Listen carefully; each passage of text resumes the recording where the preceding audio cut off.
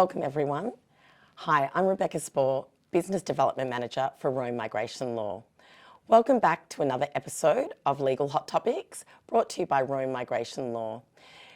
Today, it's my absolute pleasure to welcome back Mr. Byron Leong, Partner at Landers & Rogers, and Managing Partner Mr. Jackson Taylor from Rome Migration Law.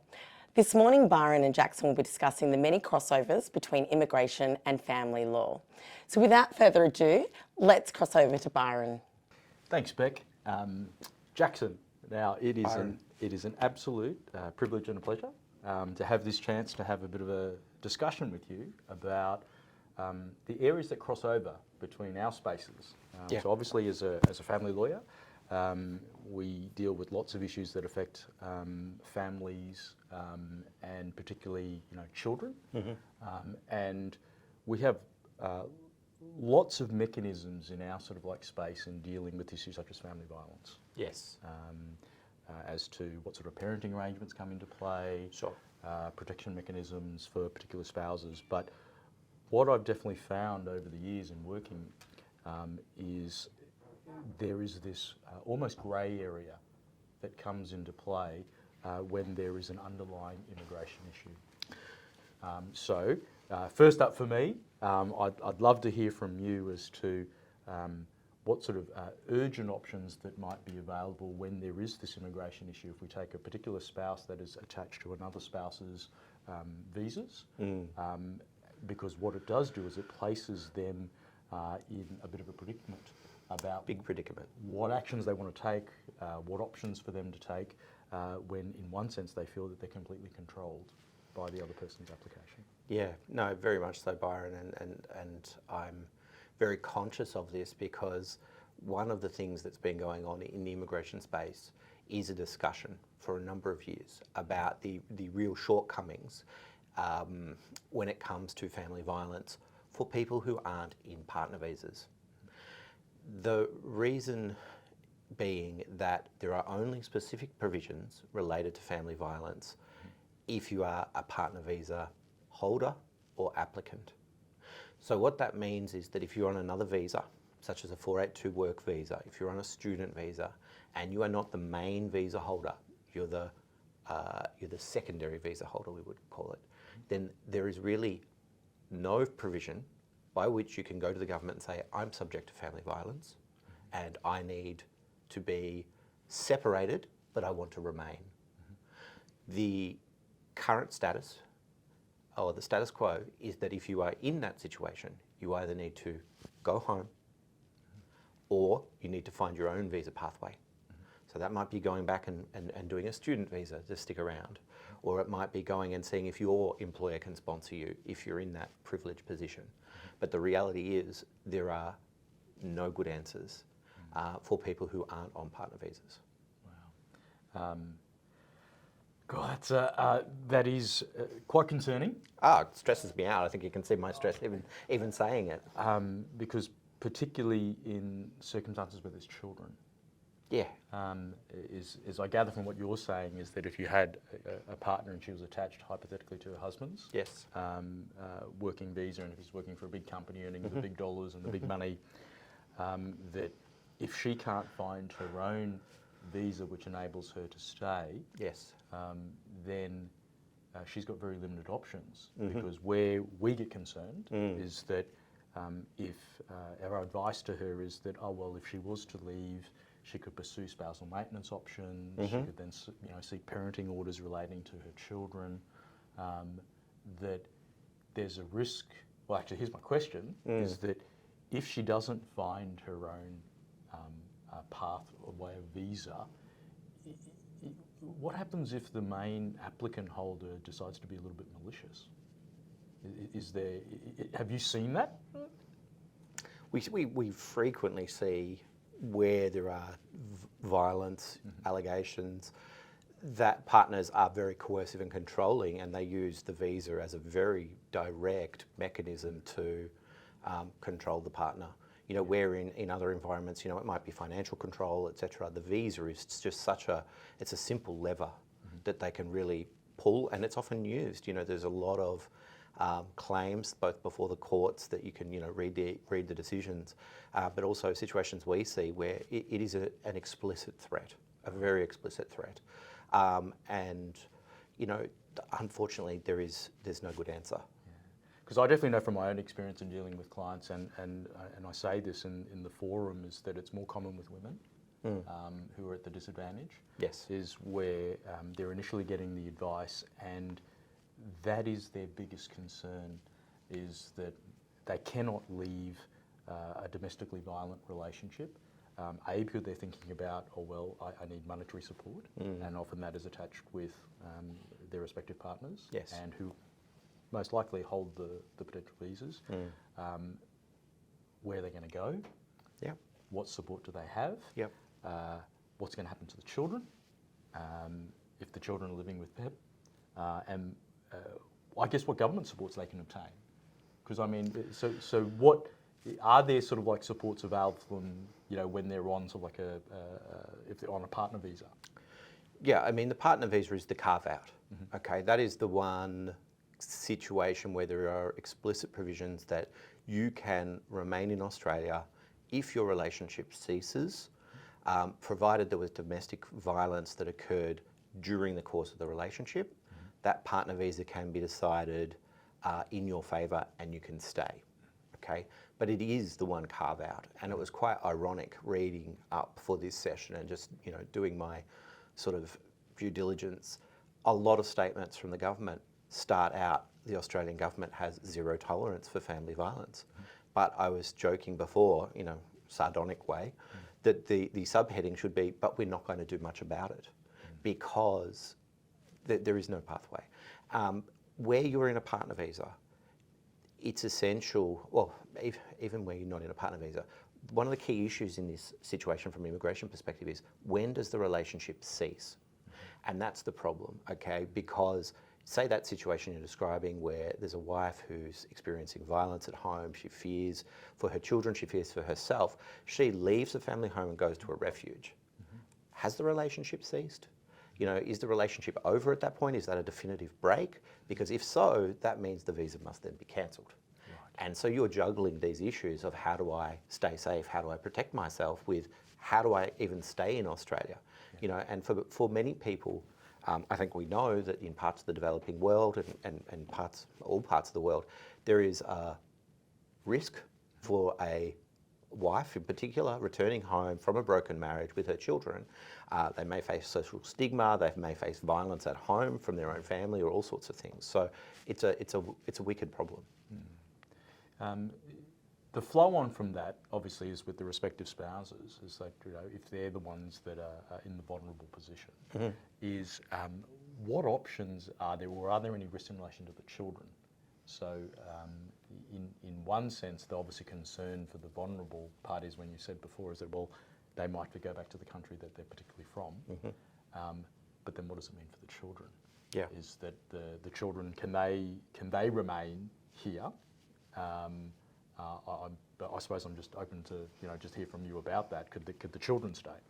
Yeah, they could. They could stay with the parent who has the primary visa. There's no issue there. The breakdown in a marital relationship doesn't sever the child-parent relationship, obviously, but the parent who is experiencing harm may well not want their child to stay, right?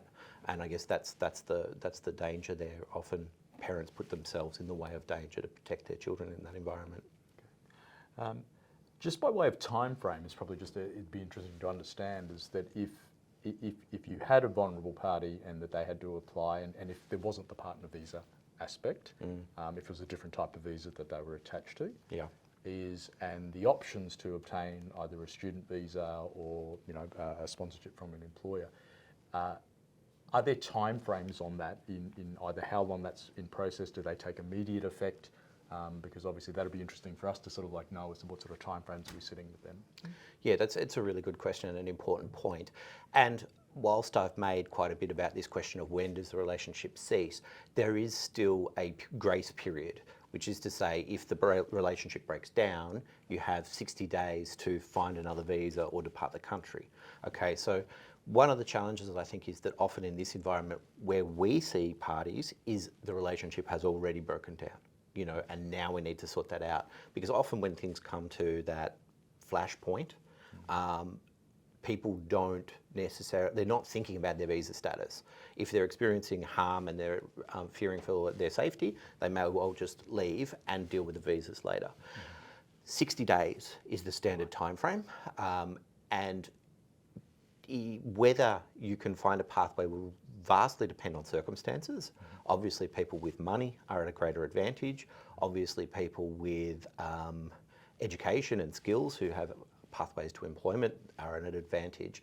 So in the same respects that you see in other areas, it's often socio-economically disadvantaged people who suffer the most. But provided you lodge your application, a new application, within those 60 days, you can stay until an outcome on that new visa. 60 days is not a lot of time, is it? No, just look at my email inbox. I think there's... yeah. With regards to partner visas, I think that's probably one of the key points to communicate around. There are a couple of issues to be really aware of when it comes to immigration. One of those issues is the fact that the courts have found that the violence needs to occur during the relationship. And there have been a number of, from my perspective, quite harsh decisions where the courts have said, well, actually, if you look at the timeline of events, the relationship has broken down and then the violence occurred. And we know, I think, from statistics and data that violence is more likely at that sort of end point in the relationship. But if the violence occurs after the end of the relationship, then it's not deemed to fall within the scope of the regulations, and the partner visa, the permanent partner visa will not be granted. So there is a need, also in terms of getting that visa, partner visa on the basis of family violence, to demonstrate that the violence has occurred.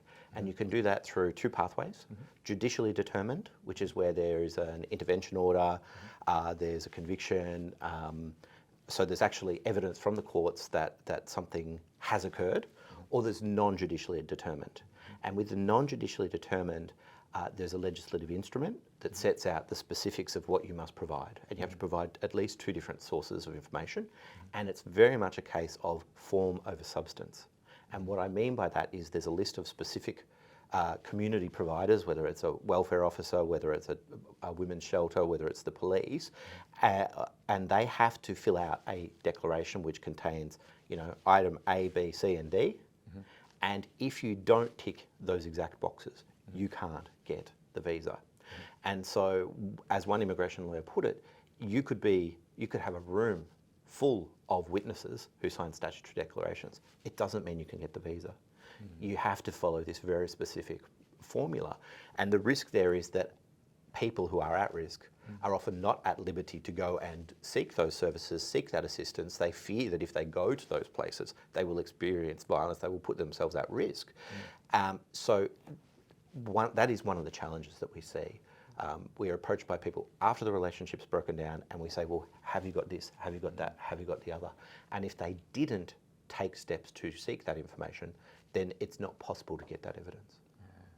I mean, it's particularly problematic, isn't it? In the sense of where, as a vulnerable party, and it's the cycle. We often talk about the cycle of the family violence. It's they're in the household, which they're either, if they're exposed to the family violence, and so that what opportunities are there for them? So because they're in the household, potentially, you know, they're with the perpetrator. Yes. And so what opportunities they have to go and get that assistance, and that for them to make the decision to then leave and then obtain, for example, the intervention order, it places them in a very difficult scenario. That's absolutely. If you've got a coercive and controlling spouse, partner, I'm just popping down to the police station to get a statement, isn't really something that you can contemplate. So it is very challenging, and we have seen a number of situations where people come to us and they may have spoken to a psychologist, but they haven't done great record keeping. Sure, they may have mentioned it during this, so you've then got to go and get that evidence from the person. You can get it after the fact, but the actual original consultation, the original discussion about the violence has to have occurred during the relationship. Yeah. So, and the funny thing about this is a new legislative instrument. This legislative instrument was released in April 2023. Was it April? March 2023. Wow. And it's really failed to open the, to address those issues. They've added additional community workers and service providers, but they haven't fundamentally changed the framework. You still need that very formula-specific evidence. Okay. All right. Well, I suppose for me is that as a family, I'd love to hear from you. Is that, and we've heard, many insights already. Are there tips for us? Do you have any tips for us as a family lawyers that if we've got a client scenario where we know that there is an immigration issue of particular concern of what are some of the things that, if there was one or two sorts of things, or even more if you've got them, is to say, well, you should do this as a family lawyer. Always get advice as early as possible. Yep. I mean, that is really crucial because these are such sensitive topics, but also because those timing issues in this system are very, very rigid. It's an either or, you meet it or you don't, there's no grey. And so for us, I think we want people to do the research before the end of the relationship, but that's has its own challenges. We want people to be thinking about what other options could they take, but there's no great answer here. Just get that advice as early as possible. Terrific. Thank you, Jackson. Thanks, Byron. Thank you for joining us for another episode of Legal Hot Topics. It was great to hear Jackson and Byron talk all things domestic violence, immigration and family law. For next episode, we'll be featuring Craig Henderson, partner of Lander & Rogers Family Law. Thanks again and looking forward to seeing you next time.